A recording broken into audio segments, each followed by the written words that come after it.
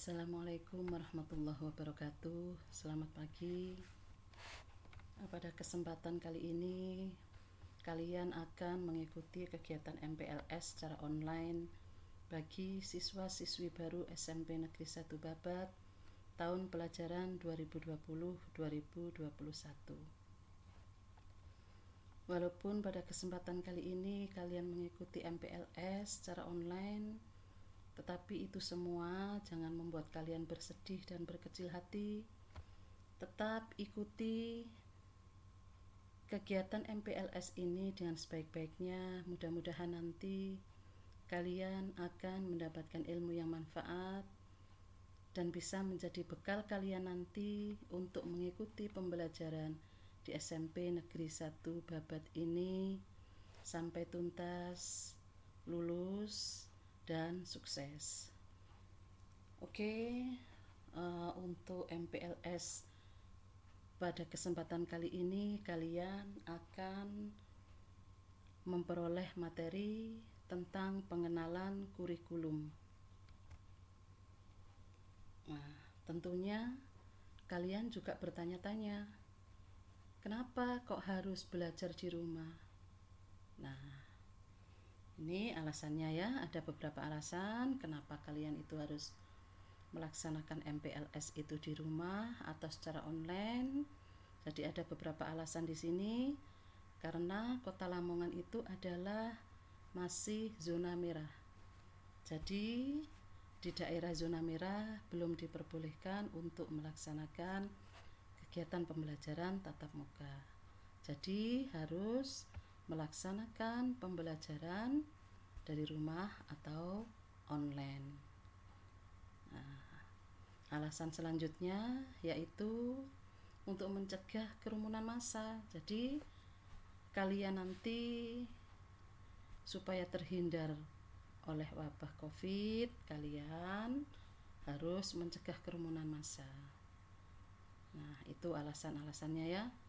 Kemudian alasan selanjutnya itu untuk menjaga keamanan, keselamatan, dan kesehatan siswa. Oke, kalian sudah tahu alasannya kenapa kalian harus belajar di rumah. Oke, ya.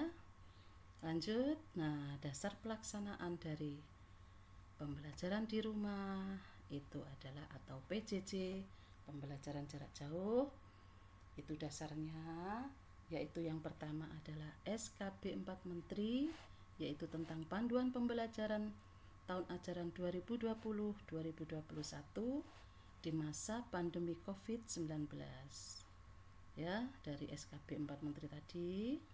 Kemudian selanjutnya adalah surat edaran Mendikbud nomor 4 tahun 2020 tentang pelaksanaan kebijakan pendidikan dalam masa COVID-19. Oke, selanjutnya yang ketiga itu dasarnya adalah surat edaran dari Sekjen nomor 15 tahun 2020 tentang pedoman penyelenggaraan belajar dari rumah dalam masa COVID-19.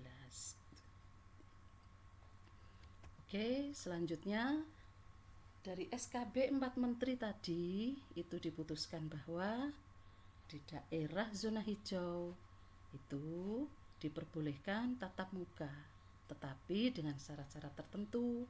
Harus ada izin dari dinas dan harus tetap melaksanakan protokol kesehatan. Nah, sekarang di daerah kuning, oranye, dan merah itu harus melaksanakan belajar dari rumah. Nah, itu ya. Dari SKB 4 Menteri diputuskan seperti itu. Karena Lamongan itu masih daerah zona merah, maka kalian harus melaksanakan kegiatan belajar di rumah atau PJJ, pembelajaran jarak jauh. Oke ya. Lanjut, dari SKB 4 Menteri tadi di daerah zona hijau itu diperbolehkan ya melaksanakan pembelajaran tatap muka, tetapi syaratnya tidak boleh semuanya masuk. harus ada pembagian atau shift. Nah, itu ya. Terus kemudian di zona kuning, oranye, dan merah itu harus tetap belajar di rumah atau PJJ, pembelajaran jarak jauh. Oke, nah sekarang SE Sekjen Kemendikbud nomor 15 tahun 2020 itu isinya seperti ini. Jadi kegiatan belajar di rumah itu dilaksanakan untuk memberikan pengalaman belajar yang bermakna bagi siswa. Ya, selanjutnya tidak terbebani dengan tuntutan menuntaskan seluruh capaian kurikulum. Nah, dari ketiga dasar itu tadi, kita lanjut ke belajar di rumah itu oleh guru itu bisa dilaksanakan secara daring, secara luring, atau kombinasi keduanya sesuai dengan kondisi masing-masing ya. Pembelajaran secara daring itu adalah pembelajaran online ya. Nanti pembelajaran online itu bisa menggunakan media, bermacam-macam medianya, bisa menggunakan WhatsApp, bisa menggunakan Telegram, bisa menggunakan Zoom, Google Meet, atau video pembelajaran, atau media pembelajaran yang lain, pembelajaran online yang lain ya. Kalau luring itu nanti kalian bisa mengikuti pembelajaran bisa lewat televisi, radio, koran, atau dari buku paket yang dibagikan oleh Bapak Ibu guru kalian ya. Nah, kalau pembelajaran kombinasi keduanya itu bisa daring, bisa luring. Ya. Jadi pembelajaran jarak jauh itu bisa dilaksanakan secara daring, bisa dilaksanakan secara luring, bisa dilaksanakan kombinasi keduanya. Oke, lanjut. Nah, ini salah satu contoh PJJ daring itu secara umum itu biasanya banyak yang menggunakan WhatsApp. Nah, kira-kira apa sih sebenarnya kelebihan dari WhatsApp itu? Kelebihannya yang nomor 1 itu di setiap HP itu pasti terinstal aplikasi WhatsApp. Nah, jadi hampir semua HP Android itu sudah terinstal aplikasi WhatsApp. Nah, kemudian kelebihannya juga hampir semua siswa itu sudah bisa mengoperasikan WhatsApp tanpa harus kursus. Nah, jadi WhatsApp ini sangat familiar ya bagi siswa. Nah, rata-rata nanti pembelajaran jarak jauh ini banyak yang menggunakan WhatsApp, walaupun banyak media lain yang digunakan seperti Google Classroom, Zoom, Google Meet, dan seterusnya ya. Tetapi kekurangannya kalau menggunakan WhatsApp itu tidak dapat bertatap muka virtual dalam jumlah yang banyak ya. Jadi nanti bisa video call tapi tidak bisa bertatap muka dalam jumlah yang banyak. Kalau mau bertatap muka dalam jumlah yang banyak itu biasanya menggunakan aplikasi Zoom atau Google Meet. Oke. Selanjutnya nanti kalau kalian melaksanakan PJJ menggunakan WA, apa yang perlu kalian persiapkan? Yaitu yang pertama tentunya kalian harus punya HP Android ya. Syaratnya HP Android, tidak boleh HP yang jadul, jadi tidak bisa ya. Jadi syaratnya kalian harus punya HP Android atau laptop. Nah, oke, selanjutnya nanti di dalam PJJ kalian juga akan mendapatkan tugas-tugas dari Bapak Ibu guru kalian. Nah, tolong kerjakan tugas-tugasnya itu dengan baik, dan kalau sudah selesai harus dikirim.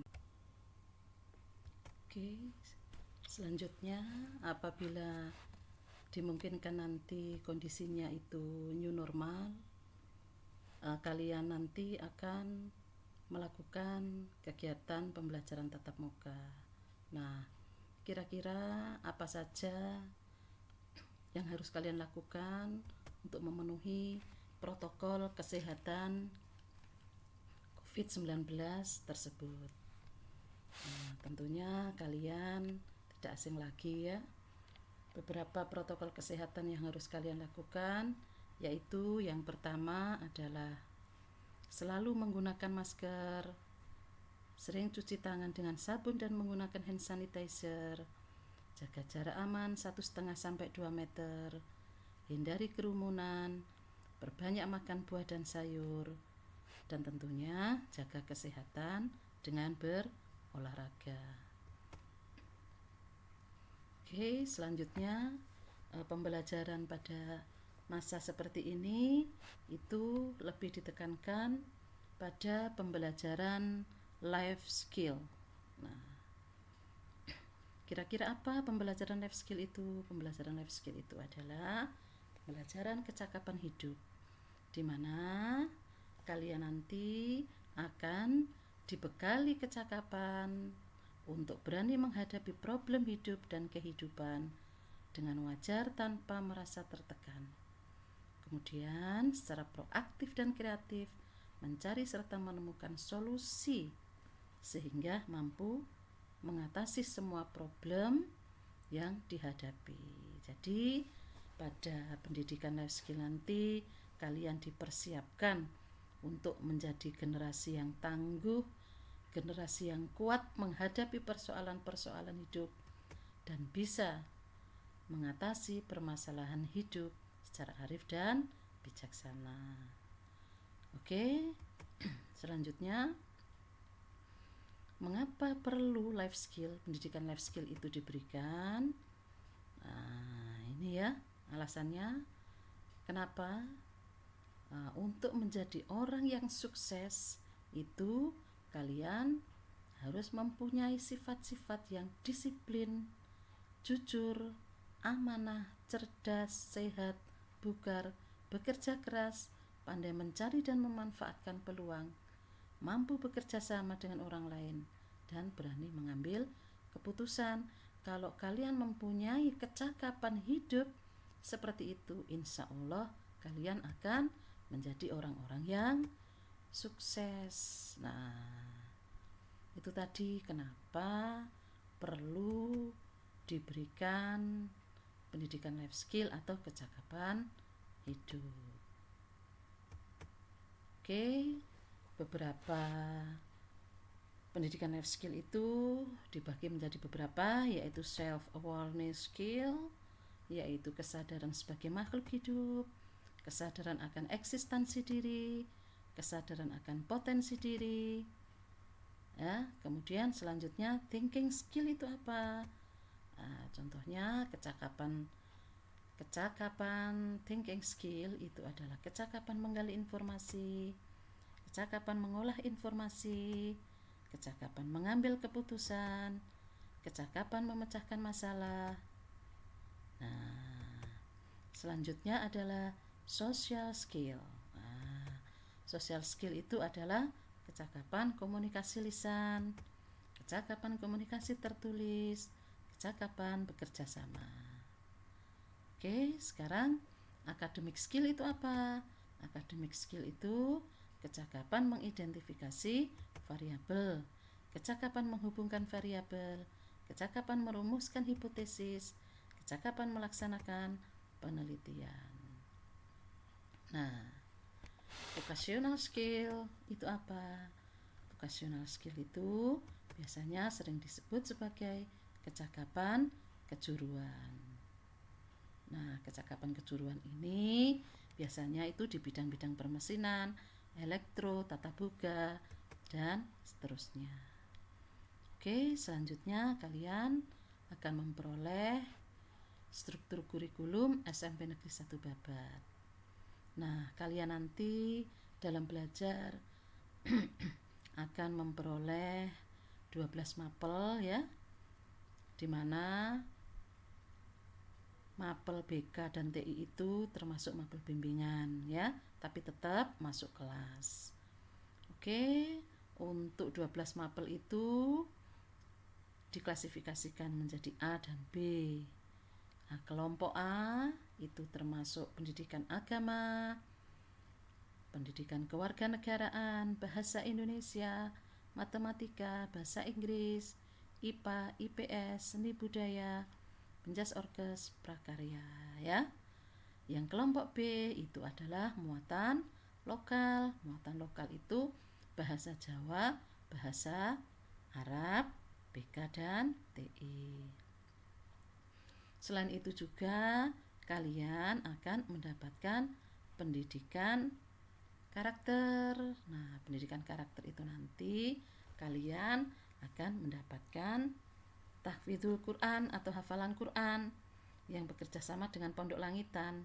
Jadi nanti kalian akan dibimbing, dibina oleh ustadz dan ustadzah dari Langitan. Ya, selanjutnya ada kegiatan ekstrakurikuler wajib dan pilihan. Ekstrakurikuler wajib itu pramuka yang harus wajib kalian ikuti, sedangkan yang pilihan itu ada bermacam-macam. Nanti kalian bisa memilih, ada basket, ada sepak bola, bola voli dan seterusnya. Nanti kalian bisa memilih sesuai bakat dan minat kalian. Oke, selanjutnya mengenai KKM ya. KKM itu adalah kriteria ketuntasan minimal. Oke, untuk KKM yang ada di SMP 1 Babat, untuk 14 mapel di kelas 7 itu KKM-nya 75, di kelas 8 itu 77, dan kelas 9 80. Oke, mengenai KKM saya kira bisa kalian pahami.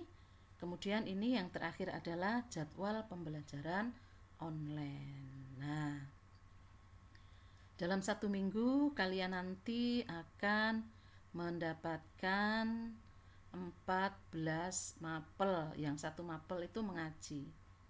Jadi masing-masing setiap hari kalian mendapatkan 3 mapel. Jadi Senin sampai Jumat kalian akan mendapatkan 15 mata pelajaran ya. 12 itu mapel yang BKTI, kemudian sama mengaji. Nah, waktunya jam 7.30 sampai 11.30. Nah, kemudian di hari Sabtu itu adalah kegiatan life skill. Nah, kegiatan life skill itu kalian nanti dibimbing oleh Bapak Ibu guru, Bapak Ibu wali kelas kalian. Ya. Jadi kegiatan life skill itu disesuaikan dengan kondisi yang ada di rumah kalian masing-masing. Misalkan kalau orang tuanya itu bekerja di bengkel, nah kegiatan life skillnya bisa kalian lakukan nanti membantu Bapak Ibu kalian di bengkel, kemudian difoto, di video, dan membuat laporan ya. Jadi kegiatan life skill itu bisa bermacam-macam. Bagi yang Bapak Ibunya berjualan di pasar, mungkin bisa membantu berjualan di pasar, dan nanti bisa di video, difoto, dan membuat laporan. Atau bisa juga melaksanakan kebersihan rumah, penghijauan, membuat produk daur ulang, membuat produk unggulan, makanan yang sehat ya, atau daur ulang yang lain ya. Banyak ya, banyak kegiatan life skill yang bisa kalian lakukan di rumah kalian masing-masing nanti. Oke, saya kira mengenai jadwal kalian nanti bisa dicatat yang sudah diupload oleh wali kelas kalian masing-masing.